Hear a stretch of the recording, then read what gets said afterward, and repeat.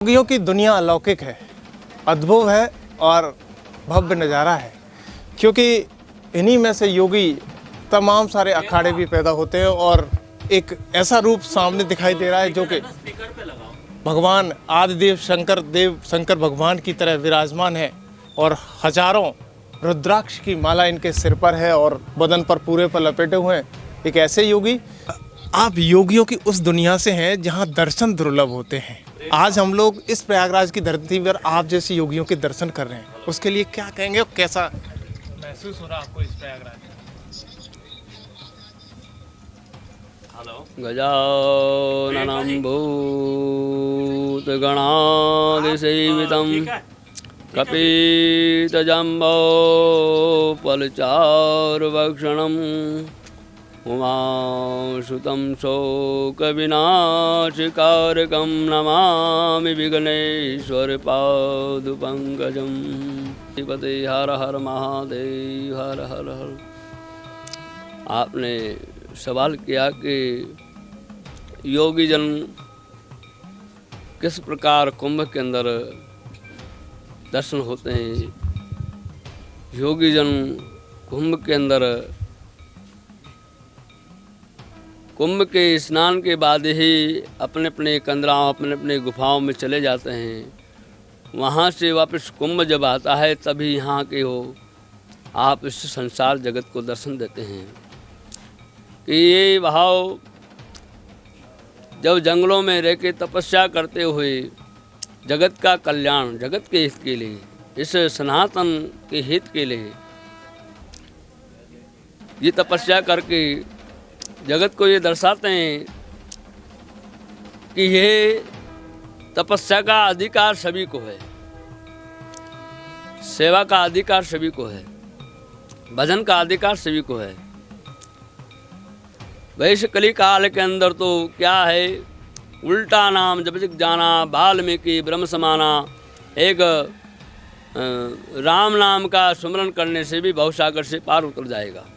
ये गोस्वामी तुलसीदास जी रामायण में लिख रहे हैं। हरि अनंत हरि कथा अनंता भजय सुनय भव विधि सब संता। फिर इसमें एक चौपाई तुलसीदास जी ने लिखी है, हरि अनंत हरि कथा अनंता बिना हरि कृपा मिले नहीं संता। तो ये कहाँ लिखा?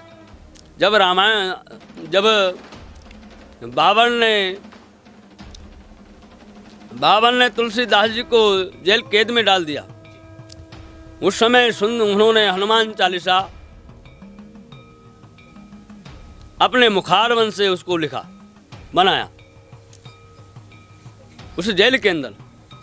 तो बाबर ने ये कहा था कि तेरे भगवान तेरी रक्षा करेंगे। कहाँ हमारे भगवान हमारी रक्षा करेंगे। तो उस समय हनुमान जी का ध्यान करके हनुमान चालीसा किया। श्री गुरु चरण सरोज रज निज मन मुकर सुधार वरनौ रघुवर विमल जसु जोदायक पलिचार। इस प्रकार उन्होंने हनुमान चालीसा का गान किया।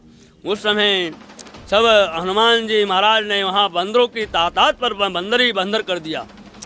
सब वहाँ के मृग को मारने लगे हैं, बंदर हैं, उनको खींचने लगे, उनको खिंचने लगे। तो उस समय बाबर ने हाथ जोड़ के कहा कि जाओ तुलसीदास को लेके आओ, तुलसीदास जी को लेके आओ सभा में। उनको लेके आए और सब पहरादारों ने कहा कि प्रभु तुलसीदास जी को अगर नहीं छोड़ोगे तो ये बंदर सब हमला करके हमको समाप्त कर देंगे। तो ये भाव प्रकट हुआ। उस समय तुलसीदास जी को लाए, तुलसीदास जी से हाथ जोड़ी, माफ़ी मांगे और उनको वापस छोड़ दिया। रहे मन धागा प्रेम का मत तोड़े छिटकाए, टूटे से फिर ना जुड़े जुड़े घाट पर जाए। उमा कहूँ मैं अनुभव अपना, सत हरि भजन जगत ये सपना। उल्टा नाम जब जग जाना, वाल्मीकि भय ब्रह्म समाना। रघुकुल रीत सदा चले आए, प्राण जाए पर वचन न जाए। रघुपति राघव राजा राम, पतित पावन सीता राम। तो भगवान शंकर भी 87,000 वर्ष की तपस्या में इसी ही ये ध्यान योग में बैठे हैं और तपस्या कर रहे हैं। आज भी भगवान शंकर उस तपस्या में बैठे हैं कैलाश में।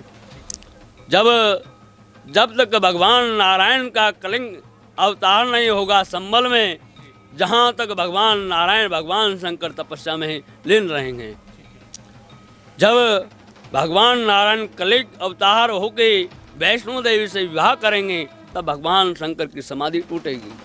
नमः पार्वती। यानी ये कलयुग का जो अवतार होगा हमारे संभल में, उसको लेकर के आपने पूरी चर्चा मेरे से की है। हाँ। तो महाराज जी, इसके अलावा मैं आपसे योगियों का रहस्य जानना चाहता हूँ। इस महाकुंभ में बड़े बड़े योगी देखने को मिलते हैं, आप जैसे योगियों के दर्शन हो रहे हैं, लेकिन महाकुंभ के बाद वो कहाँ अंतर ध्यान हो जाते हैं, सारे लोग जानना चाहते हैं हमारे। सब कोई हिमालय में चले जाते हैं, कोई अपने अपने जो स्थान रहते हैं, कोई कहीं हिमाचल में है, हिमालय में है, कोई विंध्याचल में है, कोई सतपुड़ा में है, कोई द्रोणागिरी में है, कोई नीलगिरी में है। जहाँ जहाँ उनके स्थान है वहाँ वहाँ चले जाते हैं सब। महाराज जी, जिस तरीके से कहा जाता है कि हिमाचल में ऐसी ऐसी गुफाएं हैं, कंदराएं हैं, वहाँ आम जनमानस नहीं जा पाता, योगियों का तप इतना जोर का है, वहाँ नहीं जा पाते, ऐसा भी है क्या? योगियों का इतना तप है, जो नीचे के अनाहारी प्राणी वहाँ तक नहीं पहुँचता है, जो अन्न का सेवन करता है। वहाँ केवल जो वनस्पति के सुगंध से ही अपना आत्मा को तर्पित कर लेता है, अपना जीवन को तर्पित कर लेता है, वही वहाँ रुकता है। वहाँ खाने की पीने का कोई साधन नहीं है, वनस्पति ही वे नहीं मिलता है, वहाँ बर्फ़ देता है, अधिक बर्फ़ होती है। इसके कारण वहाँ केवल अपने योग ध्यान के द्वारा समाधि में ही अपना जीवन को व्यतीत करके जब वो बर्फ़ हटता है वापस वो अपने दिनचर्या के लिए वापस नीचे बाहर निकल जाते हैं। महाराज जी, इस महाकुंभ में इस बार महाकुंभ होने जा रहा है। वैसे तो कुंभ होता है, लेकिन इस बार महाकुंभ है, अनूठा संगम है। यह महाकुंभ 144 साल के बाद ही ऐसा महाकुंभ आया है जो आपकी 12 राशियों और देव के इस मातृभूमि की आनंद के लिए है, बहुत शुभ होगा, हर प्राणी के लिए शुभ होगा। महाराज जी, चलते चलते मेरा एक सवाल है। सनातन पर आजकल बहुत चर्चाएं हो रही है, संबल को लेकर चर्चा हो रही है। सनातन को किस तरीके से सनातनियों को आगे बढ़ना चाहिए और आगे रह के काम करना चाहिए? सनातनियों को सबको एकजुट होकर कार्य करना चाहिए, धर्म की रक्षा करना चाहिए। धर्म की रक्षा के लिए सभी जो जन्म हैं सबको धर्म को रक्षा करना चाहिए। जैसे संबल में जैसे चल रहा है, तो ये आस्था जो आदि अनादि से चली हुई आस्था का केंद्र है कि जो कुछ समय तक वहाँ जैसे मज़ार बने अभी देखा कहा उसको एक पूर्ण बावड़ी निकली, तो क्या क्या वहाँ निकला है। तो यहाँ संबल में हनुमान जी का मंदिर निकला, शनि महाराज का मंदिर निकला। तो ये तो आदि अनादि है।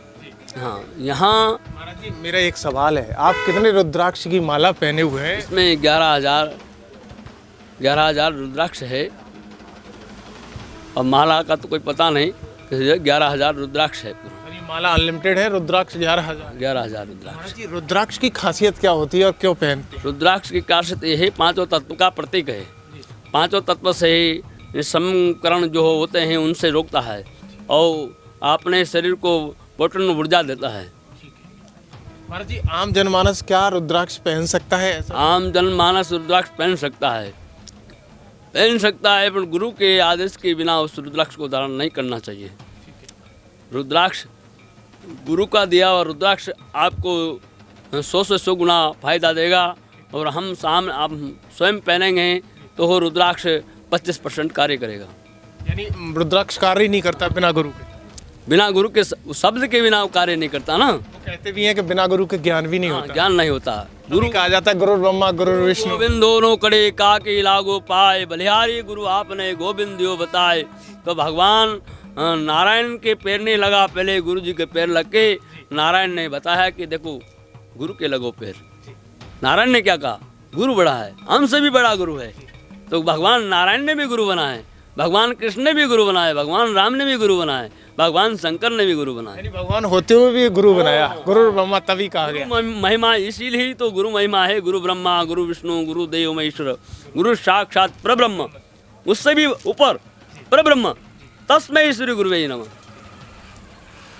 जी, ये अद्भुत है, अलौकिक स्वरूप है आपका। लगता है कि शिव जटाओं में बैठे हुए, फैलाए हुए हैं। और मुझे आपके दर्शन करने से बड़ा सौभाग्य प्राप्त हो रहा है। मेरे श्रोताओं को भी लगता है कि कहीं ना कहीं ऐसे लोगों के दर्शन करना दुर्लभ हो जाता है, नहीं कर पाते हैं। तो देखिएगा योगियों का संसार।